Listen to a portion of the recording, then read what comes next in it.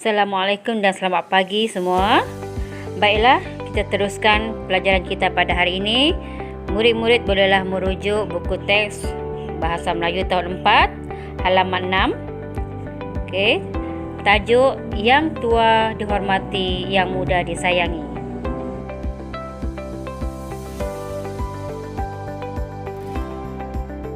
Objektif pembelajaran kita pada hari ini ialah murid dapat mengecam dan menyatakan kata nama am mengikut konteks tidak formal, dan yang kedua, murid-murid dapat menggunakan kata nama am dalam ayat mengikut konteks tidak formal.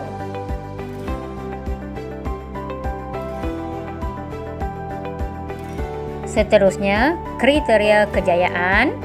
Murid perlulah menyenaraikan kata nama am yang terdapat dalam teks yang dibaca. Dan yang kedua, murid dapat menulis ayat berdasarkan kata nama am yang terdapat dalam teks dalam situasi tidak formal.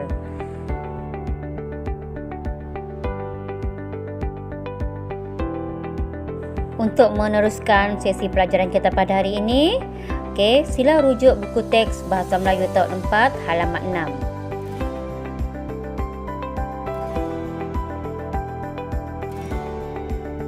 Pada halaman 6, terdapat dua situasi yang perlu anda baca dan fahamkan. Mari kita sama-sama baca situasi yang pertama. Yang tua dihormati, yang muda disayangi. Hadif dan adiknya Aina berbasikal untuk pulang ke rumah. Mereka dari kebun komuniti. Pulang dari kebun komuniti, mereka ternampak jiran mereka iaitu Pak Cik Ismail dan Mak Cik Minah berjalan sambil membawa 3 bungkusan besar. Bungkusan besar itu mengandungi sayur, ikan, ayam dan telur.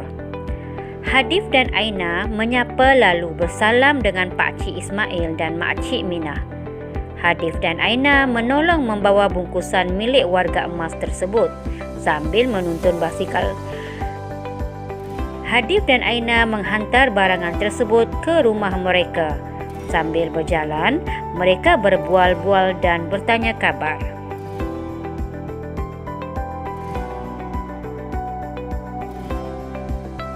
Seterusnya, mari kita bersama-sama membaca petikan untuk situasi 2. Hadif dan Aina berehat sekejap di ruang tamu rumah warga emas tersebut. Mak Cik Minah menghidangkan minuman untuk mereka. Mak Cik Minah memuji tindakan Hadif dan Aina yang sudi menolong mereka. Pak Cik Ismail memberikan bekalan makanan kepada Hadif dan Aina sebelum pulang. Pak Cik Ismail menasihati mereka agar berhati-hati semasa berbasikal.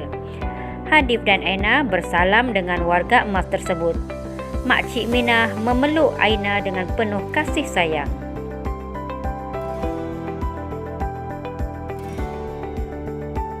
Baiklah, murid-murid yang cikgu sayangi, anda telah pun membaca petikan untuk situasi 1 dan situasi 2. Dalam petikan tersebut terdapat beberapa kata nama am.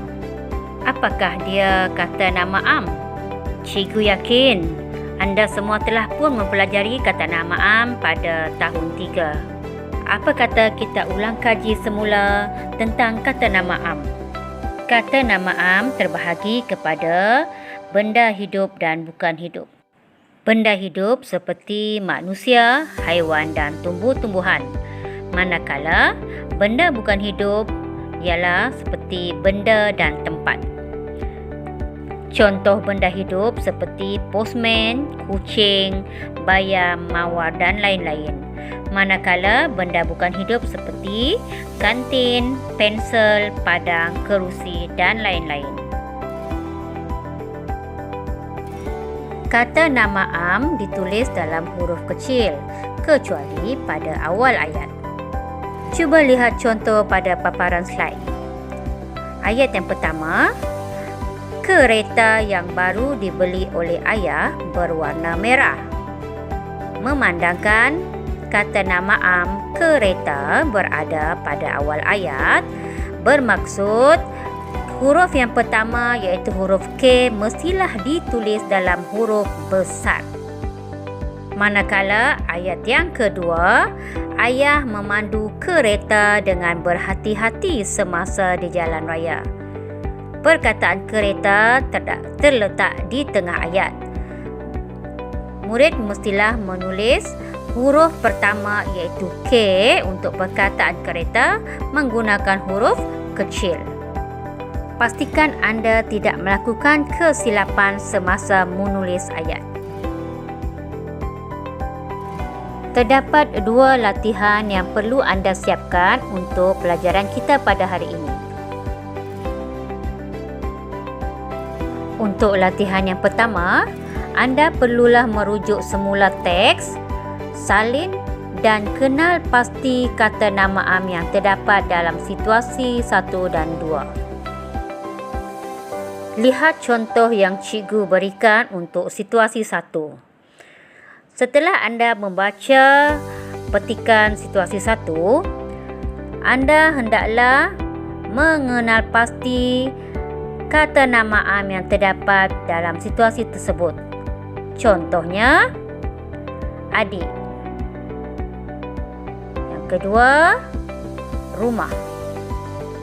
Yang ketiga, jiran.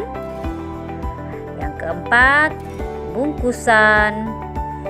Seterusnya, sayur, ikan, ayam, telur, basikal dan barangan. Terdapat 10 kata nama am yang terdapat dalam situasi 1. Latihan yang perlu anda buat adalah pada situasi 2. Seperti yang cikgu tunjukkan contoh untuk situasi 1, anda perlulah merujuk semula teks untuk situasi 2 dan kenal pasti kata nama am yang terdapat dalam situasi tersebut. Anda tidak perlu menyalin semula teks, tetapi perlulah menyenaraikan kata nama am yang terdapat dalam situasi yang kedua. Untuk latihan yang kedua pula, berdasarkan kata nama am yang telah pun dikenal pasti, anda dikehendaki membina ayat berdasarkan perkataan-perkataan tersebut. Contohnya, lihat pada paparan slide. Adik. Okey, bina ayat perkataan adik. Contoh yang cikgu berikan, adik sedang menyanyi lagu kegemarannya. Jadi, untuk perkataan-perkataan lain, anda dikehendaki membina satu ayat untuk perkataan-perkataan tersebut. Anda perlulah membina ayat merangkumi perkataan kata nama am untuk situasi 1 dan situasi 2. Latihan 1 dan latihan 2 perlulah ditulis dalam buku tata bahasa. Sekian sahaja daripada cikgu untuk pelajaran kita pada hari ini. Terima kasih atas perhatian anda semua. Jumpa lagi pada sesi pembelajaran kita yang akan datang. Selamat belajar. Bye.